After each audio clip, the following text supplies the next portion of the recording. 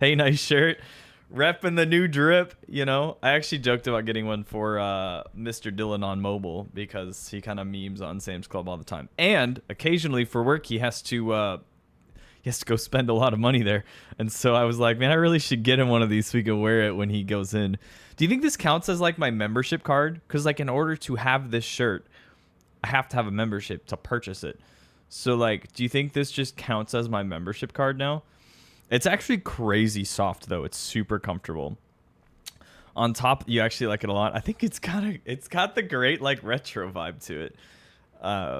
The other thing, so I sat down to eat lunch, and the very first thing that happened was I spilled something on it, and so I had to take it off and spray cleaner on it, and then I like kind of hand washed the section of the shirt that I got a little bit of stuff on, and then I like dried it. You guys want to hear some more stories?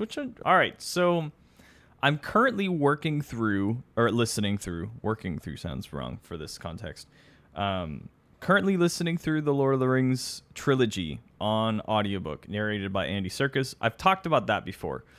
Great. I mean, the books are great anyway, right? There's no disputing that. They're really long, but they're great. Andy Serkis is incredible as a voice actor because that's literally what he's doing. He's not just reading it. Like, I could read a book on, an audiobook. But this man, like, he brings you into the story. Who reads it makes or breaks an audiobook. I listened through the Witcher series. Most of that was last year. Same kind of situation, though. Great voice actor, which really, really made the series worth listening to, especially because they were pretty long. So I'm in... How far am I in? I'm a few hours into The Return of the King, which is a 22-hour audiobook. That's a long time, bro. That's almost a full day of listening to this book, right? Okay, so I'm having a great time, but this is the last one of the series, right? This is book 3. Now, there's all kinds of other things in the extended Lord of the Rings universe that I could listen to as far as the books, the Unfinished Tales, the Silmarillion. There's a few others in there. But I'm like, what do I want to listen to next? So there was a book that I started reading. It was actually probably Hyper A and I got married. But there's this series by an author named Brent Weeks. It's it's another one of those like medieval or more like kind of ancient history like fantasy type books. Magic involved. It's kind of like, it's really interesting. So it's like separated out into like the different like colors of a rainbow spectrum, where like, so like someone that is able to like think about bending, like fire bending, water bending, but like if they're able to like master the color of red basically, and they have a certain level, they could do certain things with that. But then the more that they like channel that color basically, it affects them. So like red, people that can like wield red, I'm not explaining it super well, basically they like will become more angry over time. People that are like work with blue are very stoic, very whatever. Very interesting series actually. The last one was not released when I was reading them as physical books, but I remembered this, googled it. It's a great series. I think the first one is called The Black Prism, if I'm not mistaken. Anyway, I wanted to check out, see if they were on audiobook on Libby, which is the library like audiobook app. YOLO Swaggins, true. And they have it, which is great. So I'm going to be listening to that pretty soon after I finish The Lord of the Rings. I'm like, hey, now I know what I'm going to listen to next. First one is like 12 hours, like, whatever. If you're listening to like a nonfiction book, they're typically more in the like 4 to 10 hour mark. A lot of your novels are longer than that, right? So they're like between 10 and 15 hours, most of them. The finale book, the final one, 39 hours long. 39 hours long, bro. I mean, like, I don't know what happens in it because that's the one I haven't read. I've read everything up to that point, like way back. It's been a few years, so I'm going to listen all the way through. 39 hours. That is a work week of 8 hours a day for 5 days. I almost did math wrong. That's a full work week of an audiobook, bro. What happens in that thing, man? So I'm gonna check it out. Obviously, we'll get there. But they only let you rent these for 2 weeks. So it's like, okay, so I guess I'm gonna take out a part-time job of listening to this book for 2 weeks straight. Like, what? I mean, I'm sure it's gonna be great. I loved reading it whenever I read through it, and that would have been like, I don't know, 2018, 2019. Great books. So I'm excited for it. But I'm also like, 39 hours. It just blows my mind. Because, like, in my head, okay, so the Witcher series, most of them were in that, like, 10 to 20 range. So, like, I think the last one was about 20 hours. And bro, this is insane. Then I listened to The Lord of the Rings. They're all above 20. I think it's 23, 24, and then 22 for the trilogy, each of them respectively. So 39 is just stupid. That's just stupid, bro. It's almost twice as long as The Return of the King as a book. Mind-boggling. So, but I'm having fun with it. I really am, like, enjoying the ability to listen through books because, like, it's better for my brain. I mean, I love the idea of sitting down and reading a book, but I'm also not good at it. It's 960 pages. That probably explains it. It's a great series by Brent Weeks. Great series. It's, well, at least I remember it to be pretty great. We'll see. Maybe I'll listen to it again and be like, it's trash. But here's the thing. Hopefully they have a good, like, person reading it, because, like, if they don't, I mean, that makes or breaks it if you're listening. If you're just listening to it. If you're reading it, you know, obviously that's the work of the author, whatever. But if the person reading it isn't, like, good at what they do, like, it makes me realize, you know, people were talking about, like, AI is going to take over the, you know, narration voice actor business. And I'm like, man, I actually don't really know. Not yet. Because this person is not just reading it. Anything, an AI can read that book. But to theatrically narrate it with the personality and character that comes through the way they read these voices, game changer, dude. Total game changer. So I don't know. That's where I'm at on that. But I am going to listen to it. But 39 hours is insane. It's insane. All right. I want to talk about my grandma on GPS here. So eventually we'll play Apex. I promise. It's here. Oh, well, it probably is here. Give it a second. Let it cook. Imagine if it was recorded and it cut off. I'm assuming that's one take. That's what you were trying to say there. One sitting. Two. That'd be absolutely unreal, huh? Absolutely unreal. Nah, dude. Anyway, so that's my story one. Let's talk about my grandma on GPS. So I think I alluded to this last week. I also streamed on Friday last week because my grandma visited. She was 88 years old. She's still driving, man. She's a rock star. I think I even used that term last week. She's just a rock star, man. I love her. She was driving through. We live basically like halfway between my uncle and my parents. So we're kind of like right in between. It's not the way that you would typically drive to get to that halfway point, but it's easy enough. You know, we're pretty close off of an interstate, so that makes it pretty simple. So she was planning to arrive at about noon, so it's great. We were gonna have a light lunch. We had plans with my brother to come over for dinner. It's gonna be awesome.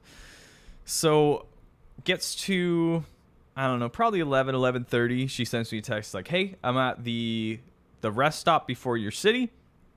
Should be there in like an hour. Like, dude, things are great. Now, here's a little detail you need to know about my grandma. 88 years old, right? So she doesn't use GPS. She remembers things, which I like. No, right? But no, she literally looks up directions before she leaves. She'll print them out sometimes, but then she'll just drive, and she remembers things. And so usually this is fine. Last time she got here, no issues at all. Literally just all by herself. She's a rock star. So I'm saying, but I got a call at like 12:15, and she's like, hey, I'm in Indiana. Now, Velocity, you know where we live.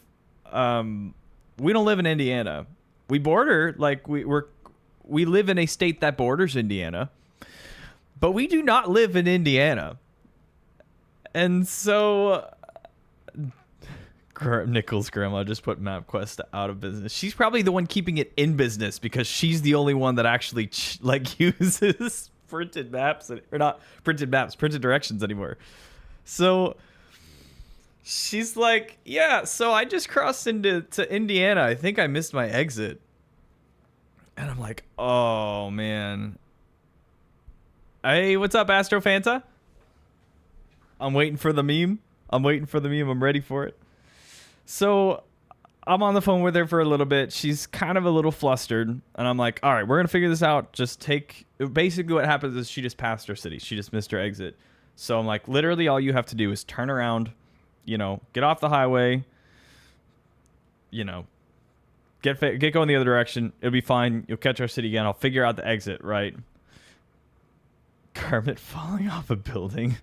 Astro, it's been a few weeks. Good to see you. I hope you're doing well. We're just doing some story time today. We will hop into some Apex, I promise. I have it loaded, but I have some stories to tell today. So get cozy. Maybe if you happen to drink coffee, get yourself a little bit of coffee. Enjoy the moment. So I'm on the phone with her. I'm like, okay, so I can look at a map on my phone. Like, I pull up Google Maps. I can navigate through everything and say, okay, well, I can see where she needs to get off. But the problem is I can't see exit numbers, right? So when you're just looking at Google Maps without navigation open, right? So I'm not the one navigating, but, I'm trying to help her figure out, like, she's not necessarily going to be helped by, oh, we'll just look for signs for whatever north, whatever south. Like, an exit number is a lot of help for her. That's pretty much how she was doing it. So, like, how do I figure this out? Okay, so I start navigation. I basically, like, put a pin somewhere in Indiana where I know vaguely where she's at. She's at one of, like, 5 or 6 exits. It doesn't really matter because all I need to know is the exit that she needs to take, which is going to be far enough towards us. So I load up navigation to my home on my phone. And then immediately my phone's like, hey, guess what? I got you to your destination. You are at your home. And I'm like sitting here like, oh, this is going to be harder than I thought. Because in order for me to use my phone navigation to tell me the exit, I need to convince my phone that I'm not at the end destination. You know what I mean? So I'm on the phone with her this whole time. So I'm just kind of talking to her, making sure she's like feeling okay. I don't want her to get nervous. I just, I want her to get to my house. My wife and I just bought this house. And so I'm like, hey, we want to like show you the space. We want to have you over for dinner. It's going to be great. The last thing I want is for her to be stressed out and concerned and worried. And she's driving by herself. So it's not like she can pull out her phone and find the GPS, even if she knew how to do that. So we're talking. She's trying to get to me. I had to keep enabling like navigation. I finally figured out I could do it on my computer where I didn't have location services enabled. That worked, but it was just kind of like I had to keep opening my phone like navigation, swiping through the like directions to figure out exit numbers, and then it'd be like, ta-da! You've reached your destination. You're home. And I'm like, this is not helping me at all. So that's that was an adventure. But she made it here, and there was probably at least one illegal turn somewhere in there. But then I basically just like stayed on the phone with her and like literally took her turn by turn to our house. Velocity, take out the Velo and the 9X in your city. That is true. Your utopian empire. More like dictatorship, bro. More like dictatorship. Does the 9X mean something? Or is it just like velocity was taken and so you added a number and a letter? Curious. Anyway, to wrap up the story, she made it here safe and sound. We had a great time with her. She hopped on down to my parents the next day. Things were great. It just kind of cracked me up that I'm like, man, here's the thing. If it were me, I mean, maybe I could have followed the signs, but like, I don't know if I could have driven the 3 hours she did without directions. I don't know if I could have done it. So I'm like, you're kind of better at this than I am. You know what I mean? You know what I mean? I mean, she needed a little help, but I would have too, you know? Niickelzz encourages following all traffic laws. That's true. That's true. This is not an episode of Idiots in Cars. You're a bottle of Fanta in space. That makes sense. That makes sense. Rip to your grammar. But you got there. You got there. We understood what you were talking about. So yeah, that's Grandma Niickelzz. She is incredible. Like, actually, seriously though, her memory's probably better than mine is. And she's 88 years old, dude. She's incredible. Absolutely incredible. Okay, so I mentioned it earlier. This house that we now live in. So Hyper and I bought this house in May, which means that because of the way that house things work, our first mortgage payment was on July 1st. So we've had some challenges with our mortgage provider. It has been very, very frustrating. And it kind of came to a head today that I was just like, guys, this is just not acceptable. So I'm going to rant about it today. Not going to tell you who it is because that would dox me and I don't really want any hate towards them. But I think it's a little bit comical, so I'm going to mention it just because this is just like, how does this even happen? Okay, so July 1st rolls around, very first mortgage payment, and I'm like, I'm watching it, and we were just closing up our rental from our previous location, and so it's kind of this like, will this story be a parable from the Blessed Son? I don't know. It's a good question. I mean, this feels more blurst than blessed because it doesn't have a resolution yet. So basically, July 1st, we had just finished our rental lease. And so I kept twice of our the amount that we were going to be paying monthly, just in the event that our rent accidentally pulled one last month out of some whatever. Well, that didn't happen. But it turns out that our mortgage pulled twice. So we actually paid twice on our mortgage on the first month. And the first was on a Saturday. So obviously couldn't do anything about it. Bank was closed, but they still took my money. It's great. So I call them on Monday. I'm like, hey, what's the reason that you charged me twice? And they're like, oh, no, we've never seen this before. Or she didn't say that. Sorry. She was like, this is very rare. I'm not sure why this happened to you. And I'm like, well, how rare is rare?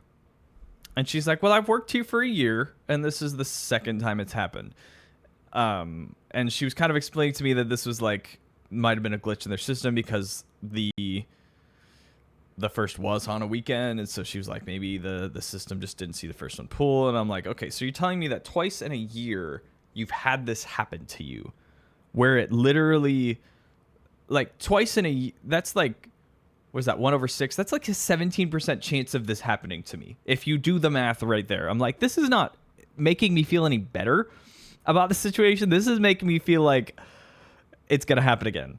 Banks will take your money and not question what happened. That's kind of what it felt like. I was like, huh? Like, and then here's the thing. So I was like, all right, well, just give me a refund for the part that we messed up. Hopefully it doesn't have the feature. August 1st comes around. Happens again. And so I'm like, hey, what's happening, friends? What gives? And I happened to talk to the same customer service representative. Her name was Ashley. She was very sweet. Like, shout out to Ashley. She was great. So I start describing the issue, and she's like, you called last month, didn't you? And I was like, yeah, and this is the first 2 mortgage payments I've had, and both of them have pulled twice. And so I'm really looking for this never to happen again. Customer service calling a common issue is a rare occurrence. That's so true, though. So we get to talking about it. We're trying to figure out what's happening, because it's like, all right, this can't be a glitch in the system twice. What gives? And I was like, she didn't know what was happening. And so I'm just looking at the transactions, and they're named differently. So they're very similar, but it's like bank to bank, basically, with some numbers strewn about. And they're different. So they're reversed. So transaction 1 is bank 1 to bank 2. Transaction 2 is bank 2 withdrawing from bank 1, if that makes sense. So the direction is the same, but the roles are like switched. Of one is bank 1 giving to bank 2. The second one was bank 2 taking from bank 1, if that makes sense. So I'm like, we're still on the phone, and I'm like, hey, this is kind of strange. Like, is there a reason for that? And she's like, oh, you're right. You're right. That's not supposed to happen. And she's like, well, you can't physically set up auto pay twice. And I'm like, well, so then explain this to me. I'm not the one that works here. Explain how on earth this is possible then. And so that she finally is like, well, let me send a message over to our bill department and see if they can figure it out. Well, it turns out, for those of you that have not signed for a house before, you sign like thousands of pages. It's not that much. It's probably like 80 or 90 signatures. It's still a lot. But title companies who handle the transaction, they're kind of the go-between between your realtor and the other realtor. Hi, Rosie, in the background. And they were kind of like, yeah, so the title company put in an auto pay like sign-up sheet within those. And the system saw that, and then my app that I can pay my mortgage through, which is actually affiliated with my bank, which is great because it's like it's pretty seamless. Except that I can also set up auto pay on there, but they don't see each other. So basically, we set up auto pay twice without the ability to know that we set up auto pay twice, and I can't cancel the original one without calling. So basically, what's happening is now we're dealing with residuals. September 1st is today. And guess what happened? It pulled twice. And so I'm like, guys, this is your one job. You know, I'm on the phone with them. I call after venting to Hyper-A and being like, I really don't want to do this again. And, you know, the automatic thing is like, our goal is to provide 5-star service. And I'm like, 5-star what, guys? All you've done is take my money more than you're supposed to. And again, shout out Ashley. I talked to another dude today. Shout out Deshaun. Really helping me out. It just is like, how does this happen? And then the thing that blows my mind, I think, at the end of the day is like, so you've created a system where it's possible for this to happen, and there's no way that me as the customer am able to really do anything about it unless I call a bunch of times. As far as I understand, we're working towards a resolution, but this is the 3rd month. I've made 3 mortgage payments, and all 3 of those mortgage payments have been double charged. Bruh. Like, that's, at a certain point, it's not acceptable, man. That's exactly why you should consider diversifying your portfolio with Birch Gold. True. Your mortgage company certainly gives you 5 stars for paying double. That's where I'm like, listen. And here's the thing. I'm grateful to say that Hyper-A and I are in a position in our lives where, yeah, like the last 3 months, I've ensured that there has been at least 2 mortgages worth of money in that checking account, because who knows? But what if we weren't in that position? What if we were literally paycheck to paycheck, like this is an overdraft when this happens? At a certain point, I'm like, this should not be happening. So hopefully we got it resolved. I'll have a final resolution by next month. Just drives me nuts, man. I'm like, how does that even happen, man? I'm grateful. Like, we're figuring it out. We're gonna get a refund for the part that was bonus, basically. It's just like, man, why you gotta do this to me? Why you gotta do this to me? So that's my story time today. How long did I take talking? We've been talking for 40 minutes, man. Sorry, I promise we'll get to some Apex. I mean, viewership is looking pretty good. Thanks to everyone who's hanging out. Hopefully you enjoy listening to my ramblings. Sometimes I like enjoy ranting more than I enjoy playing the game. But yapping, it's true. I do be yapping though. Do be yapping. I was really hoping that Dylan on mobile would pop in just so I could meme about the shirt, but he's not here.